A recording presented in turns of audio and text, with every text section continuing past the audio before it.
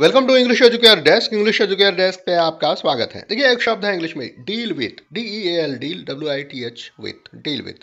क्या अर्थ होता है, क्या मतलब होता है, स्टूडियो में जानेंगे, एग्जाम्पल से समझेंगे।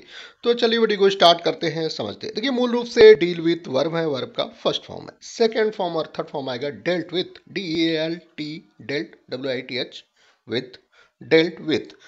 और फोर्थ फॉर्म आएगा dealing with, deal with, dealt with, dealing with. अर्थ होता है, मतलब होता है निपटना, निपट लेना, संभालना या फिर व्यापार करना, व्यवहार करना, मामलात करना, पेश आना, मतलब डील विथ।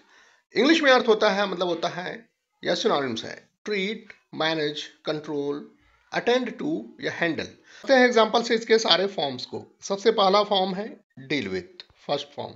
जैसे बोलेंगे he said I will deal with you later.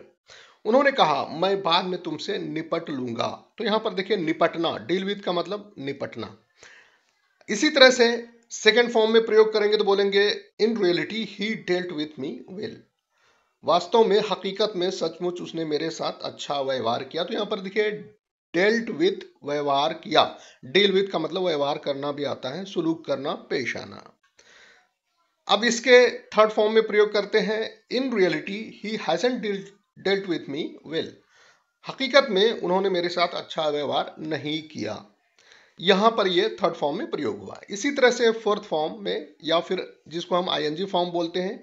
ING form मतलब जीरंड है या पार्टिसिपल है। जीरंड का मतलब नाउन, पार्टिसिपल का मतलब एडजेक्टिव। तो नाउन और एडजेक्टिव दोनों की तरफ प्रयोग हुआ है डीलिंग विथ, या फिर कॉन्टिन्यूअस में आईएनजी फॉर्म में। रहा है, रहे हैं, रही है का अर्थ और मतलब देगा। जैसे बोलेंगे I am dealing with you later, मैं तुमसे बाद में निपट रहा हूं। सी यू अगेन, मिलते हैं फिर से। तो यहां पर देखिए चारों फॉर्म में इसका प्रयोग किया गया है।